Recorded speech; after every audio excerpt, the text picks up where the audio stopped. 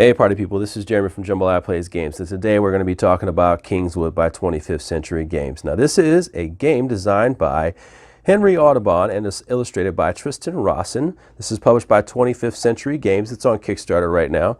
And today we're going to be taking a look at how to play the game a little bit. I'm going to show you some gameplay. All right, so what do we have here? We have these 6 locations. What are players trying to do in this game? They're trying to score the most points. The game is played until you get 20 points, and you're going to get 20 points by going to the forest over here, and you're going to be trying to defeat these monsters and gain points from them. Some of them will gain bonuses as we get further and further into the deck. There are 2 chapter decks here, and what players will be doing is they'll be gathering resources from the town over here. They'll be putting them in the area, depleting them to fulfill the requirements of the monsters. They'll get them over here, and they'll start to collect them until they get 20 points. Once they get to 20 points, it triggers the end game, and they can score over 20 points just based on some of the bonuses and things that they have that they've collected during the game. All right, let's get to it. So what's going to happen is you're going to have in the beginning, and I'm already in the middle of a game, you're going to have a certain set of coins, you're going to have certain setup there, and each guild is different. I'm going to just kind of show you that there's different types of guilds, and they all have different types of abilities. I even have the other ones in here that were sent to me in the prototype form. Remember, this is all in prototype form, and they all have different advantages and different setups to start out with. So what are you going to do on your turn? You have these 6 locations here. There are 5 standard ones, and there's always a 6th. I happen to have the 6th one up here. They're shuffled for the order where they go in, but there's also a 6th one shuffled in here, and I also have those cards over here as well. So there's a lot of different ones that provide different abilities and, kind of mix everything up. But what you're going to be doing is moving these adventurers around and the king's pawn to block different players. So what can you do on your turn? And we're going to start with the red player. The thing to keep in mind is that the red player can replenish a sword when they use it in the forest. So let's go ahead and just talk about these places here. So when a worker is on, let's just go ahead and go. Let's see. Let's just put this up here. Actually, I'm going to put that up there. When we go to one of these locations, and there are 3 of them that are just like this, they're just for different icons. So this one's for the heart. If I pay a coin, I can get a heart token. These are one of the 3 things you can get in the game. This is a heart token. This would be in my area, and later on it may get depleted to defeat something. So I could pay a coin to actually flip all of my hearts over like that. I also have ones that are the same for the swords. I have ones that are the same for books. And then I also have just a spot for coins. Okay, so just gather coins. Then I also have my special location, which basically says, hey, if I pay 1 coin, I can flip all 3 of these and just flip them all over. I don't even have to have all of them, just all 3 of those, not every single one, just all 3 of those. So if I had 3 of them, for example, if all these were flipped over like that, I could flip these 3 back over. Okay, does that make sense? The other one is the forest, and that's where you actually go out and you go to the forest, and then you can defeat as many things as you have resources for in the forest. And as you can see, you need certain resources to do that. Coins just get spent and they're gone. The other ones get basically depleted and you can refresh them. All right, so what are we doing? Let's take some turns, man. This is red over here. Let's go. So the red player is going to take its first action right here with an adventurer. You can only pick 1 adventurer, and then you take your action. So I'm going to go ahead and pay a coin. I'm going to pay one of my coins here. I'm going to pay my coin.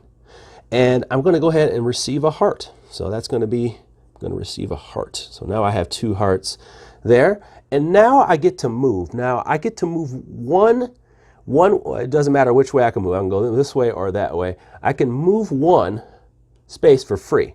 Now, if I wanted to move more than 1 space, I would just pay 1 coin per space that I want to move. I can't share spaces with adventurers or the pawns, so I'm going to just go ahead and move that 1 space.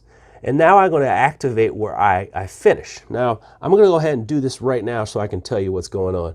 That is the king's pawn, and the king's pawn is like a king's guard, I should say, pawn, is going to stop your ability to land there. Okay, so that location's blocked until someone else takes their turn.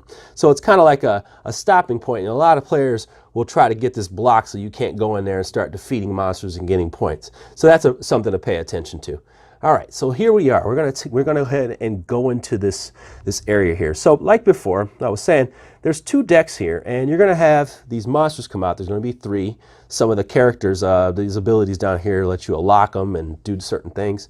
but you're trying to fulfill these requirements, okay? And you're trying to do as many as possible. As you can see, when you score some of these points, and these are the points, you also have opportunities for bonuses by catching certain things. So like this troll here, if I end up getting this troll boss way like later on in this deck in the 2 parts area, chapter 2, I will get an extra point. If I have the Wraith, I get this ghost, and then I get the Wraith, I get extra bonus. But I also have ones where I get 1 point, and if I get the sprite, I get to refresh the forest, and that's something that happens actually at the end of your turn. Well, now you get it to just refresh in the middle of it. So you can kind of resolve these whatever order you want.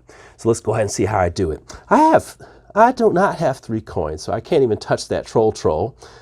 But I can do, let's see.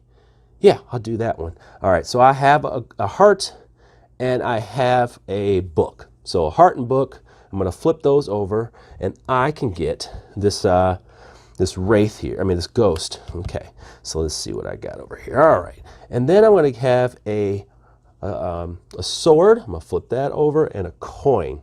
All right, good to go. And then I have a coin and my sword is flipped over, so now I have this over here. And it says that I can refill this. Also, my power says that I can flip this back over. Okay, this sword, when you defeat your first monster in the forest. Oh, I didn't do that as my first monster in the forest. Bad choice, Mr. Howard. Okay, so I gotta refresh this. I'm gonna go ahead and do that. Move this over 1 and then 2. So now I'm at 3. Do I have anything else I can do? Let's see. I do have a book and a coin. Let's go ahead and do that one too. Book and a coin. I'm doing that off screen, sorry guys. And then I'm gonna go ahead and do that. Book and a coin. And I'll do this over here. I'm gonna get this sprite. It says I can refresh a heart. I'm going to go ahead and do that. Did I refresh a heart when I got that ghost again? I bet you I didn't. I'm going to go ahead and mark that. If I make a mistake, go ahead and pay attention down there. I think that's pretty much all I can do right there. So I'm going to go ahead and fill this. This is the end of my turn. And of course, just so I didn't forget, I'm actually supposed to place this right here. And that was the place where I started. Now, while we're in between turns, I just want to let you know what the other action is. Let's say you just couldn't pay to move anywhere, or you can't afford any of the spots that you're in to pay things. You can take a collect action, and what you would do is move this pawn in the middle, and then you would get 2 coins. And that would make it so you can get around, you can start buying things wherever you are. Sometimes you just get stuck, especially in bigger player counts. That's going to happen more often. Okay, let's go to the blue player. The blue player can actually has a little of an interesting ability. I'm going to go ahead and move this card over here just for space. They can skip locations without paying go. Pay no go when skipping over locations. That's really, really important. So they're kind of like, they can kind of disappear and use magic to fly around here. So let's go ahead and get to it. Okay, so they are at, they're at the forest. Let's go ahead and dive in the forest. They got money. So we're going to go ahead and activate the forest. Okay, so let's see. I like these trolls. I'm going to take the trolls right away. I'm going to use that money. So that's 3 money right there. The troll goes away. That's 2 points. I'm going to go ahead and put that with my troll. I just got to make sure that I get those troll bosses coming up. Let's see here. I have a heart and a book. I'm going to flip those 2 over. Heart and a book. And I want to make sure I get the Wraith in the next round here. So I'm going to put that down here. And do I have a sword and a coin? I do not. So that's going to end that part. All right. And then I'm going to refill those, which probably will come at the end of the turn. I just don't like to forget certain things. Look at that little fireball guy right there, huh? And then I'm going to move. Now I can move 1 or 2 spaces for free, and I really can't land anywhere. These adventures are blocking that.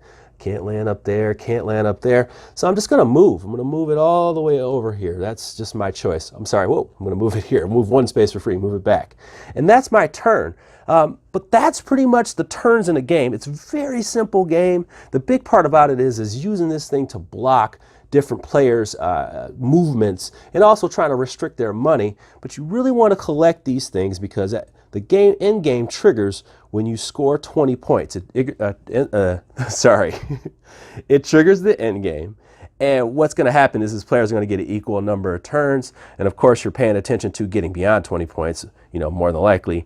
And because you're collecting these kind of like their matches here. So if I got this Wraith with this one here, I would add a bonus point to that one there. So this will be what, 3?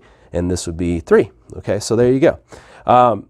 And that's pretty much it. You're going to calculate those points, and whoever has the most points wins. That is Kingswood. Let's go ahead and get to my final thoughts and see if you are interested in backing this one, huh? Final thoughts here. I'm going to try to tread lightly here on this one, but I think this might be one of 25th Century's best games.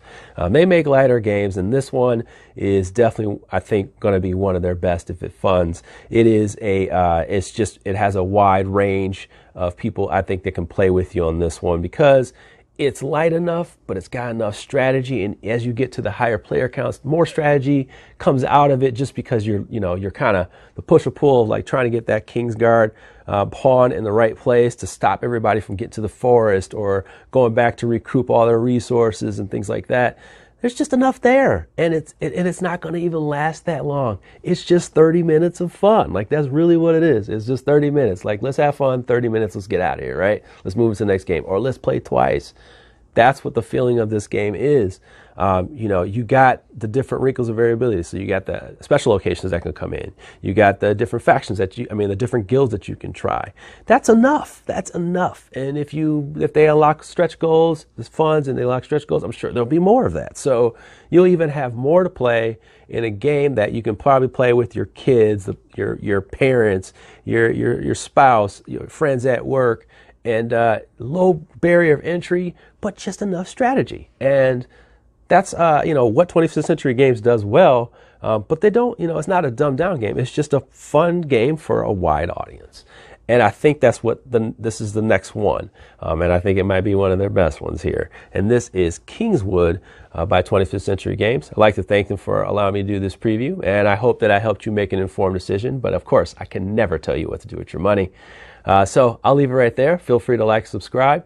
This is Jeremy, Jambalaya Plays Games. You guys take care. You have a wonderful day.